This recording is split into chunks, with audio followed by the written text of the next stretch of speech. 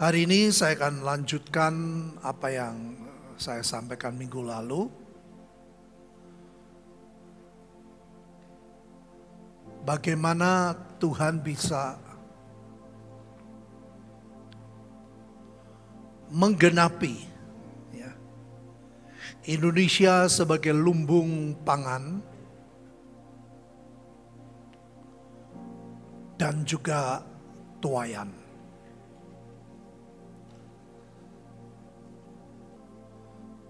Bagian kita sebagai gereja Tuhan harus mempersiapkan diri, ya, menyiapkan diri untuk kita koreksi diri.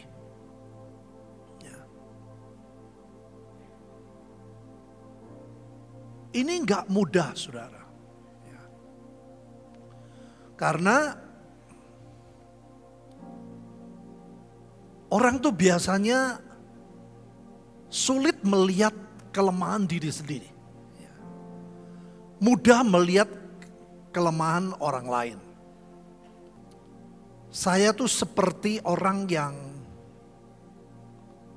menunjukkan sekaligus membantu mengambil sampah-sampah yang tidak perlu, yang harus dibuang. Nah, cuman persoalannya, saudara,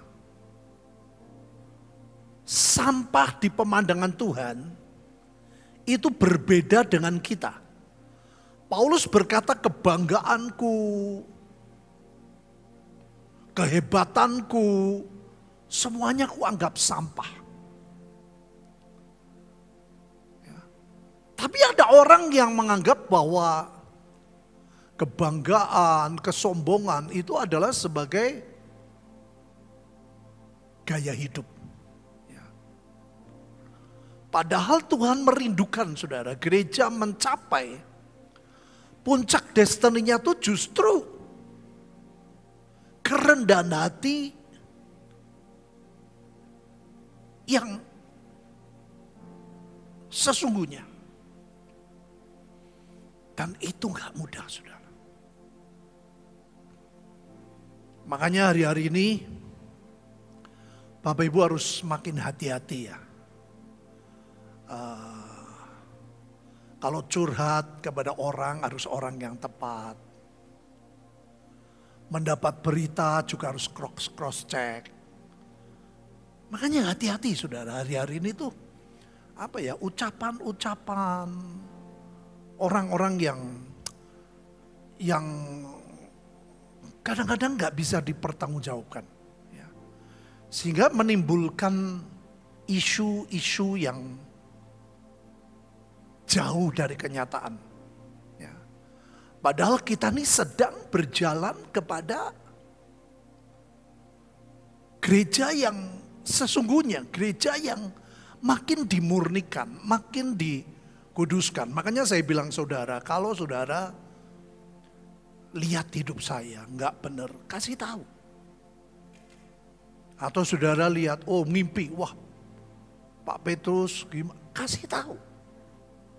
Karena kadang-kadang saya bisa nggak tahu apa yang saya nggak berkenan sama Tuhan.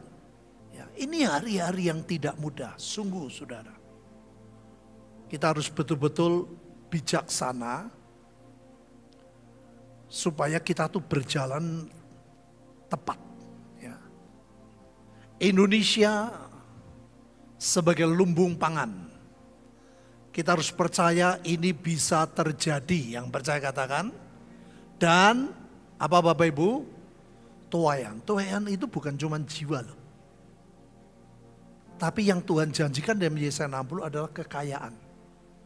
Sekali lagi, bukan untuk memperkaya, tapi menolong orang miskin. Nah, kita harus memulai dengan sebuah pengertian yang tidak melenceng, saudara. Bagi Tuhan yang mengasihi kita dan yang telah melepaskan kita dari dosa kita oleh darahnya. Dan yang telah membuat kita menjadi suatu kerajaan, menjadi imam-imam bagi Allah Bapanya, bagi Dialah kemuliaan dan kuasa sampai selama-lamanya. Saudara, yang Tuhan bangun, yang Tuhan buat, Yesus datang itu yang di Tuhan buat apa? Kerajaan Tuhan. Kerajaan Allah. Bukan kerajaan manusia. Bukan sinode. Bukan organisasi. Sinode dan organisasi adalah cara-cara di dunia untuk kita menjalankan supaya kerajaan Allah itu makin hari makin kuat. Nah, di dalam King James, di dalam kerajaan Allah itu terdiri menjadi dua bagian penting. Yaitu kings and priest. Kings itu raja, pebisnis. Priest itu imam, lewi, atau full timer. Ini nggak bisa saudara mau rubah-rubah nggak boleh. Karena ini pola kerajaan Allah tuh seperti itu. Jadi ada orang yang memang dipanggil sebagai full timer. Ada orang yang lebih fokus kepada pebisnis. Coba saya mau tanya. Kira-kira lebih banyak pebisnis atau lebih banyak full timer? Lebih banyak mana? Pebisnis. Karena tugas pebisnis itulah yang bisa dipercaya untuk mengambil kekayaan bangsa-bangsa. Nah, setan itu jahat, saudara. Bagaimana caranya membuat orang itu kecewa? Yaitu apa? Tidak jadi dua-duanya. Saudara yang dipanggil sebagai pebisnis, didorong untuk pelayanan yang lebih dari keberadaan saudara.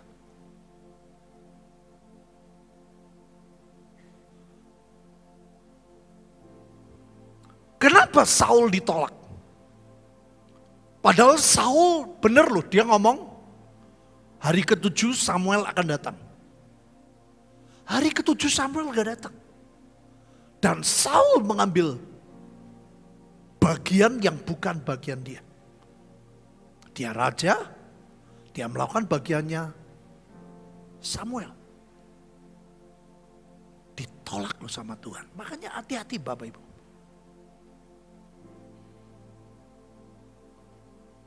Setan itu membuat rancu kacau di sini. Yang panggilannya imam. Boleh gak bisnis? Belum tentu boleh. Bisa ya, bisa tidak. Seandainya boleh, pasti ada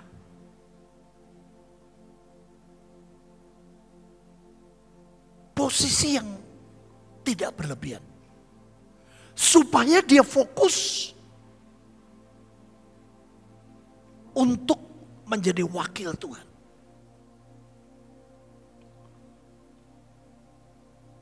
Fokus belajar firman. Fokus mengerti tentang Tuhan. Nggak mudah saudara. Sekarang ada banyak orang yang khotbah tuh ceblang-ceblung. Basic firmannya tuh nggak kuat.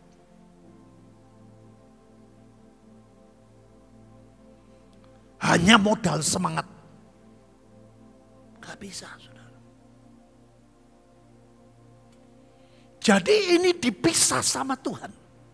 Di dalam kerajaan Tuhan harus ada prioritas. Prioritas saudara sebagai pebisnis, fokus di situ. Bisnis apapun saudara, kalau nggak ditekuni nggak berhasil. Oh, aku bisnis rumah makan. Harus dicek. Masakannya tetap konsisten enggak? Bisnis apapun, saudara, butuh fokus. Pelayanan juga begitu. Nah, ini dicampur aduk sama setan, saudara. Yang tugasnya untuk bisnis, waktunya didorong berlebihan sehingga dia pelayanan. Sudah ribuan orang, saudara, bukan ratusan, yang kecewa. Ya, kalau sudah jadi Kristen dari tahun 80-an, sudah sering dengar orang kecewa. Kenapa Tuhan tidak tolong bisnisku? Aku kan sudah pelayanan. Tuhan bilang, aku gak suruh kamu seperti itu. Pelayanan kualitasnya, bukan kuantitasnya. Belum waktu dengan istri, waktu dengan keluarga. Jadi setan itu yang levelnya tinggi itu bukan kelihatan, waduh setan bentuknya gendruwo, itu level rendah, saudara. Yang level tinggi itu mempengaruhinya pikiran. Saudara dihambat tidak melakukan atau berlebihan. Oh, aku pebisnis, aku gak boleh pelayanan. Itu dihambat. Yang kedua berlebihan. Wah, pelayanannya waduh lebih dari Rasul Paulus, saudara. Makanya pola ini jangan saudara rubah menurut aku pengen, gak bisa. Ini kerajaan sorga. Kecuali kita mendirikan kerajaan sendiri. Wahyu 5. Mereka menyanyikan suatu nyanyian baru, kata engkau layak menerima gulungan kitab itu dan membuka meterai-meterainya karena engkau telah disembelih dan darahmu engkau telah membeli mereka bagi Allah dari tiap-tiap suku, bahasa dan kaum bangsa. Tuhan sudah beli, saudara, ya, bukan nyicil. Engkau telah membuat mereka menjadi suatu kerajaan dan menjadi imam-imam bagi Allah kita dan akan memerintah sebagai raja di bumi. Saudara, kapan Yesus dan gerejanya jadi raja? Pada waktu and has made us unto our God kings and priests. Bagaimana raja-rajanya kuat, imam-imamnya benar. Itu kerajaan Allah jadi kuat, tambah kuat, tambah kuat. Ini dirusak sama setan, saudara. Saudara, ini rencana Tuhan. Lalu malaikat yang ketujuh meniup sangkalannya. Dan terdengarlah suara nyaring dalam surga, katanya, pemerintahan atas dunia lo dipegang oleh Tuhan kita, siapa? Yesus. Dan dia yang diurapinya gereja yang dewasa penuh. Gereja yang mengerti rencana Tuhan. Bukan aku pengen, aku rasa. Gereja yang melakukan bagiannya. Dan ia itu siapa? Tuhan Yesus dan gereja jadi satu. Akan memerintah sebagai raja sampai selama-lamanya. Kita seringkali menghalangi rencana Tuhan. Dan ke-24 tua-tua yang duduk di atas tahta mereka tersungkur dan menyembah Allah. Saudara, ini goalnya. Ini di bumi lu, bukan nanti. Jadi Tuhan merindukan gereja tuh makin hebat, makin kuat.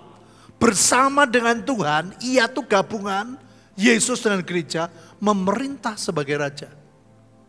Itu baru kita menjadi lumbung pangan dunia. Yang percaya katakan, kita bisa memberkati bangsa-bangsa. Betul, saudara. Makanya saudara, ini gereja Tuhan di Indonesia yang harus memulai pola yang benar. Karena Alkitab berkata dari timur memancar seperti kilat. Cepat. Tapi startnya dari timur.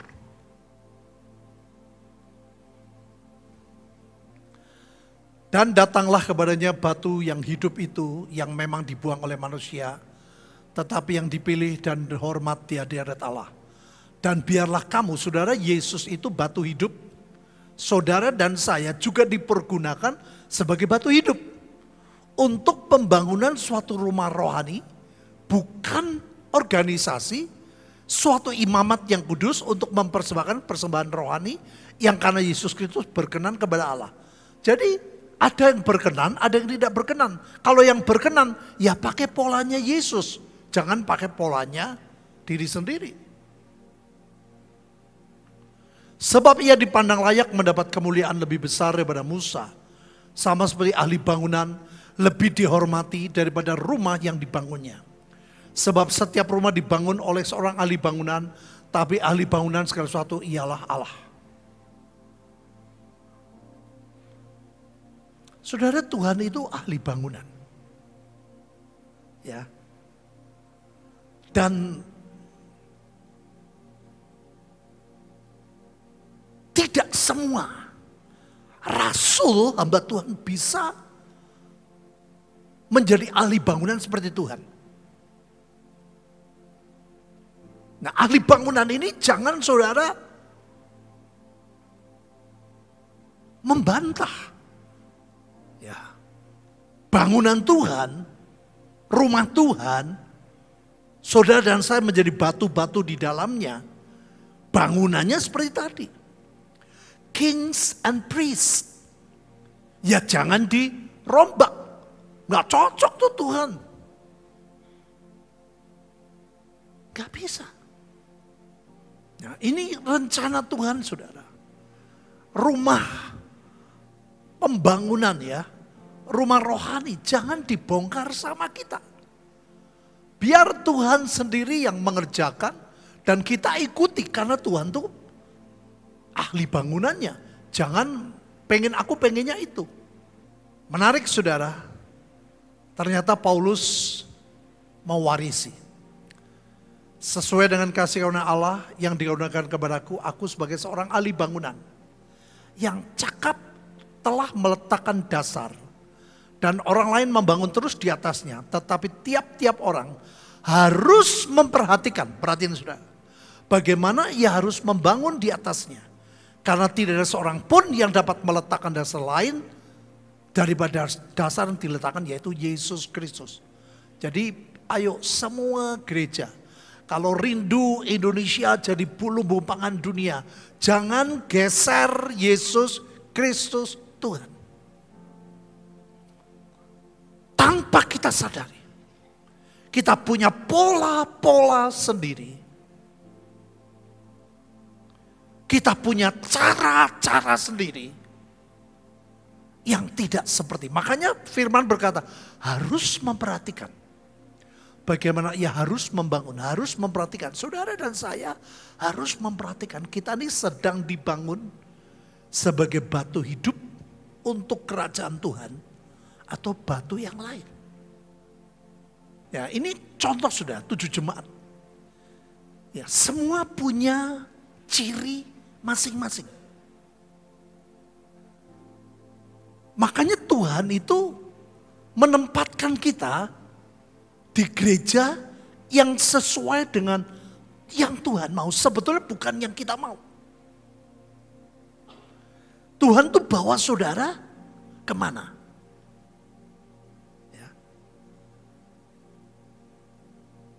Kenapa gereja itu berbeda-beda? Ya karena memang polanya Tuhan masing-masing. Tuhan tahu kalau satu macam orang bosan. Dibuat 7. 7 itu sempurna. Nah, Tuhan bawa 9. Ya karepmu dewe berarti tambah 2 lagi. Tuhan sudah ngatur 7 ya, ngikut 7. Tinggal saudara berdoa. Di mana aku ditempatkan? Saya beri contoh aja lah.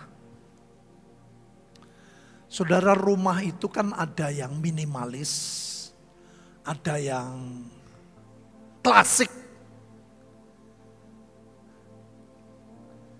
Saudara, waktu saya mau bangun rumah, itu ditanya, mau model apa? Minimalis atau klasik? Padahal ada yang lain, saudara. Minimalis atau klasik? Dua ini sama-sama rumah, tapi berbeda cara. Saudara nggak bisa karepku dewe, misalnya gini. Kita mau bangun minimalis, tapi manggilnya arsitek yang klasik. Nggak cocok, saudara. Hitungannya berbeda, caranya berbeda. Nah, Tuhan lagi suruh saudara di mana? Minimalis.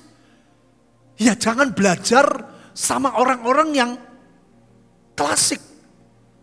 Infonya pasti berbeda. Kalau yang minimalis bilang begini, yang klasik bilang begitu. Sebetulnya bukan mereka yang salah, kita yang salah. Membangun minimalis dengan cara klasik. Membangun klasik dengan cara minimalis. Gak bisa. Waktu saya ditanya sama Pak Denny, Pak, Bapak pengen nanti rumah depan, rumah Mami yang direnovasi, mau model apa? Saya bilang, kok yang minimalis. Oh oke.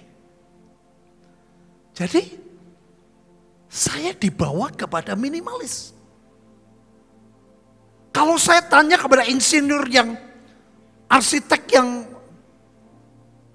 klasik, bingung sendiri saya, saudara. Makanya saudara harus belajar tuh harus tepat. Lagi bangun minimalis ya belajar sama insinyur minimalis. Jangan belajar sama klasik. Waduh, bingung sendiri. Pintu kok cuman kotak, ini minimalis. Kalau sudah klasik mesti putar. Beda, sama-sama rumah.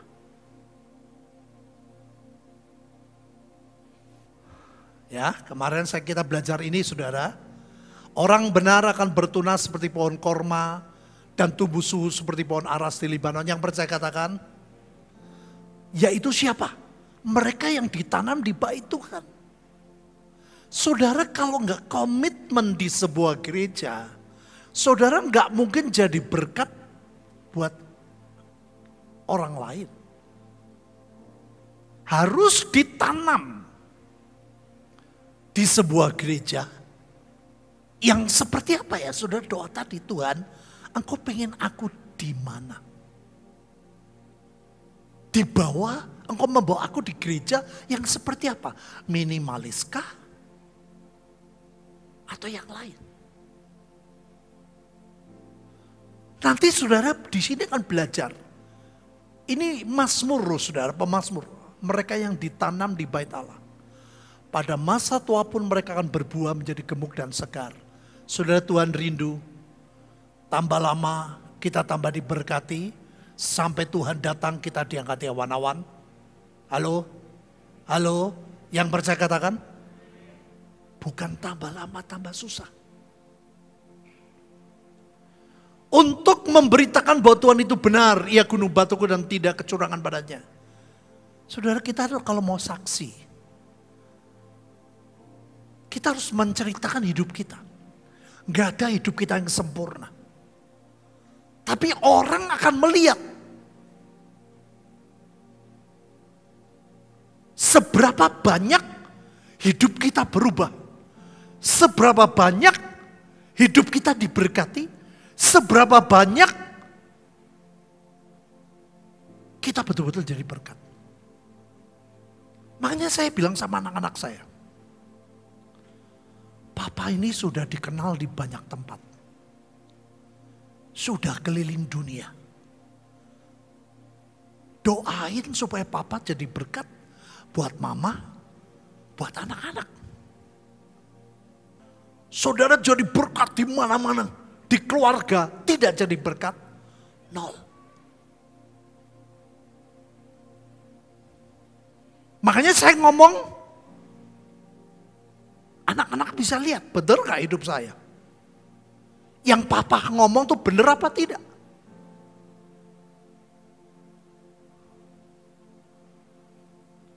Saya nggak sempurna, saya jauh Bapak Ibu.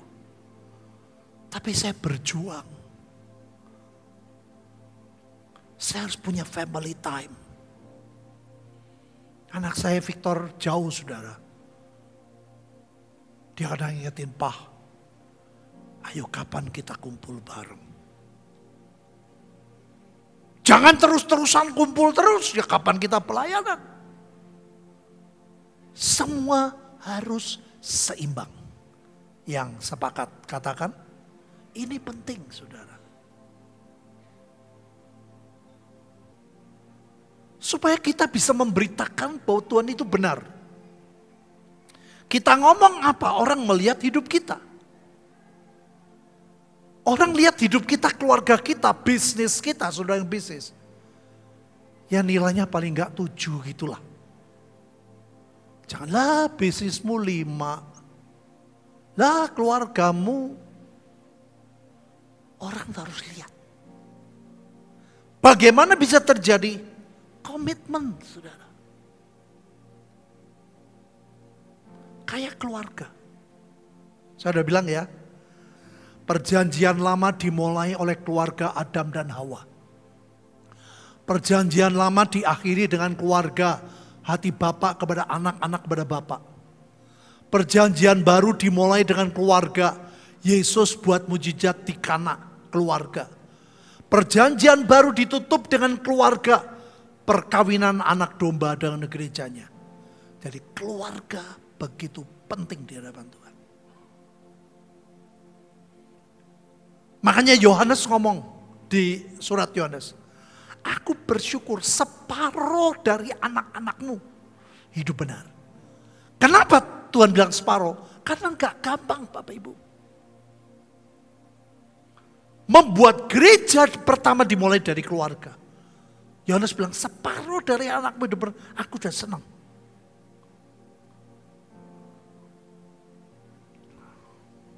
Ya, ini saya tadi sudah jenis bangunan, sudah bisa ngerti, ini contoh-contoh klasik, kontemporer, minimalis, tradisional, industrial, art deco, Skandinavia. Ini 10 futuristik, ini 10 ini biar Tuhan yang pilih saudara, jangan aku pilih. Tuhan engkau bawa aku kemana. Kalau saudara sudah ditempatkan di sebuah gereja, itu seperti suami istri.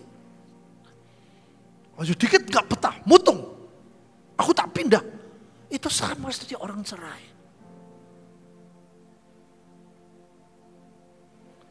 Kita harus saling terima kekurangan, kelebihan. Gak cocok cerai, gak cocok cerai. Lah mau kawin berapa kali, cerai berapa kali.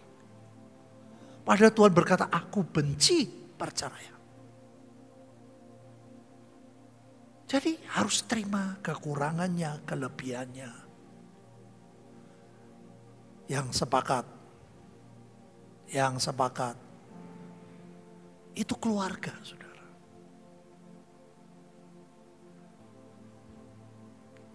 Ya, kemarin kita belajar, saudara. Orang yang ditanam di bait Allah punya kemampuan tumbuh di lingkungan yang sangat kering dan tandus. Walaupun dunia gelap, kita akan jadi berkat yang luar biasa. Yang saya katakan, akar kurma mencapai kedalaman yang luar biasa, mencari air, sumber hidup, Yesus. Menjadi tanaman yang tahan terhadap kondisi kekeringan. Buah kurma sendiri menjadi bergizi, mengandung serat, vitamin, mineral penting, serta sering sebagai makanan super di Timur Tengah. Saudara, itulah kita. Pohon kayu aras, kita punya ketahanan terhadap serangga dan pembusukan.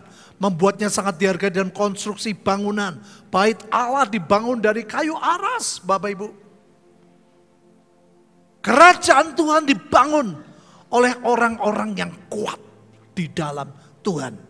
Yang percaya katakan, yang tidak mudah mutung, yang tidak mudah kecewa, yang tahan sama serangga, yang tahan sama pembusukan.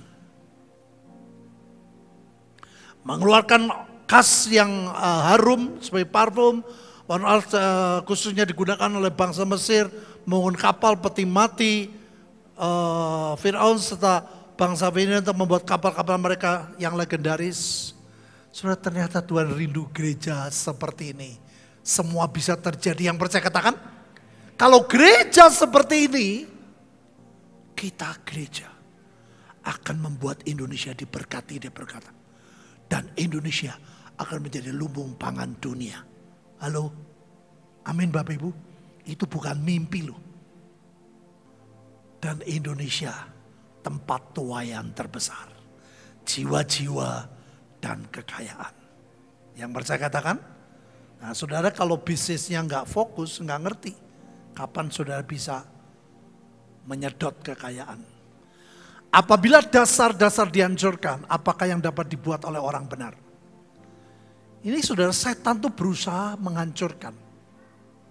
Makanya hati-hati.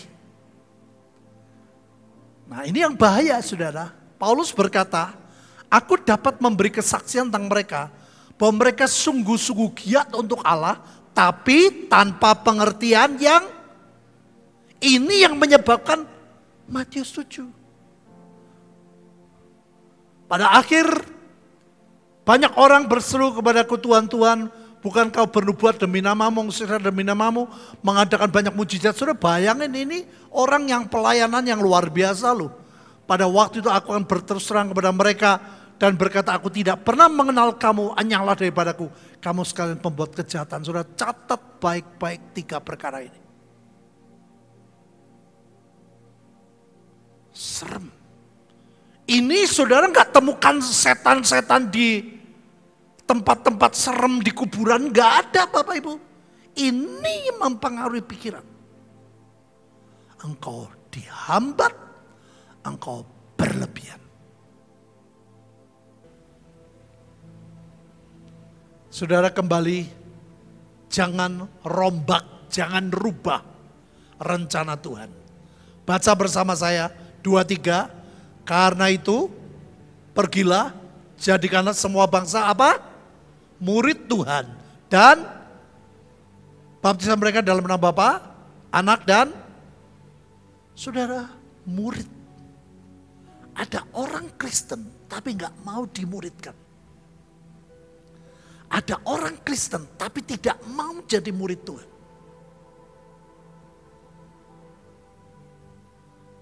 Saudara lihat orang sekolah. Itu murid. Ada kewajiban datang. Ada kewajiban ikut ujian. Ada kewajiban menulis. Ada kewajiban punya catatan. Semua melakukan bagiannya. Kenapa? Karena murid. Oh aku gak mau jadi murid. Ya bukan sekolah. Saya baru ngalami sebuah peristiwa yang menyedihkan, saudara. Teman kecil, ini keluarga dokter, suami istri dokter, anaknya 2 dokter. Teman saya ini yang perempuan, ya ini dokter gigi. Saudara, mereka terkenal, ya artinya diberkati keuangannya, dan yang lebih menarik saudara, orangnya sangat periang, sering menguatkan banyak orang. Jadi dokter yang cocok lah.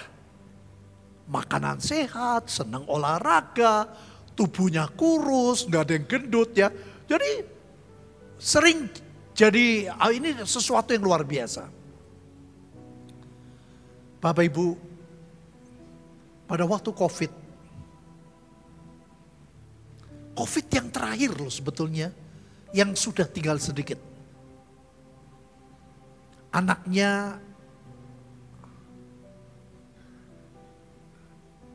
diminta tolong untuk jadi dokter menanganin orang-orang COVID. Orang tuanya pikir karena dulu sudah lewat masa-masa yang berat. Ini masa terakhir COVID, pastilah. Ini keluarga Kristen, saudara. Aktif banget di aktivitas gereja. Perhatiin saudara. Tapi tidak aktif dalam aktivitas surga.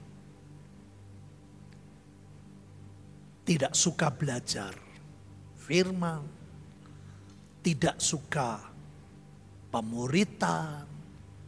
Pokoknya yang berbau-bau, ayo ke sana, ayo ke sini, ayo kur.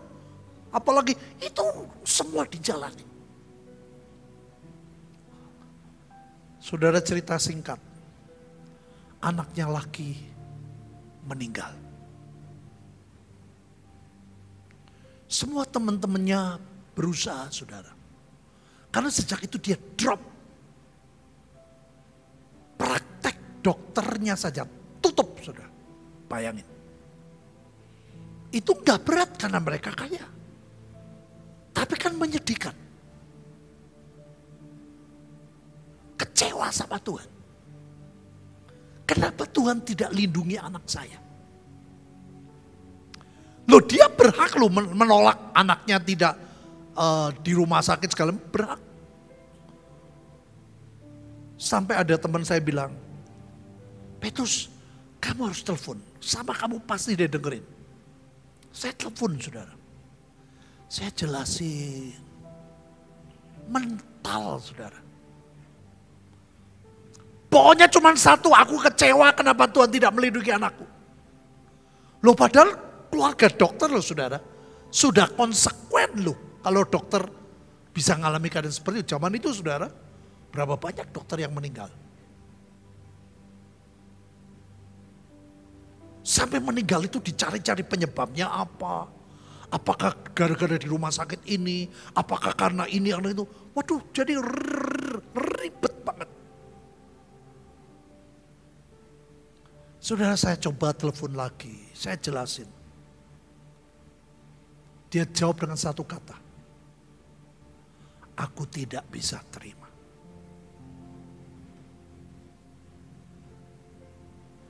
Gak punya dasar yang kuat. Lain kalau semuanya bukan dokter, anaknya satu-satunya dokter. Ini keluarga dokter. Yang resikonya bisa ada di situ.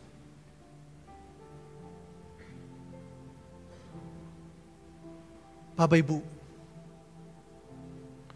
minggu lalu kita teman-temannya kaget. Dia lagi duduk, teleponan sama kakaknya. Tahu gledek, meninggal. Sangat sehat. Makanan sehat. Hanya kecewa dengan Tuhan. Makanya hati-hati Bapak Ibu. Jangan gegei maunya kita. Ikuti saja pola Tuhan. Gelinding saja bersama Tuhan. Pasti Tuhan memberikan kita kemampuan sampai puncak destiny. Yang percaya katakan, jangan pakai kebenaran diri sendiri. Sampai obrolan saya terakhir saya screenshot. Dia bilang, sorry. Saya tidak bisa terima. Saya sampai ngomong, loh kamu kan keluarga, kamu dokter gini-gini. Dulu sudah lagi ngobrol. Kenapa Tuhan tidak tolong? Aku sudah aktif, aku sudah begini-gini. Lah sudah lihat. Makanya Tuhan saya bilang tadi. Kalau dia memang sekuler, jangan terlalu banyaklah di gereja. Kualitasnya harus, kuantitasnya jangan. Lebih baik duitnya untuk menolong banyak orang. Kalau orang memang panggilannya full time, ya lebih banyak fokus untuk jiwa-jiwa. Kalau semua pada tempatnya, pola kerajaan surga Indonesia akan jadi lumbung pangan dunia. Amin Bapak Ibu. Dan tuaian jiwa-jiwa. Biar dari hati kami keluar ucapan Engkau Tuhan yang baik tiap hari atas hidup kami. Engkau Tuhan yang terus menyertai. Engkau Tuhan yang terus menggenapi janjinya. Engkau Tuhan yang terus memelihara hidup kami. Buka hatimu, saudara, angkat kedua tanganmu. Diberkatilah rohanimu. Diberkatilah jiwamu. Jadi rendah hati. Diberkatilah keharmonisan keluargamu. Diberkatilah kesehatan tubuhmu. Diberkatilah keuangan pekerjaan. Supaya engkau jadi berkat. Terimalah berkat ini demi nama Bapa, Putra dan Roh Kudus. Nama di atas segala nama, Tuhan Yesus Kristus. Yang menerima dan percaya katakan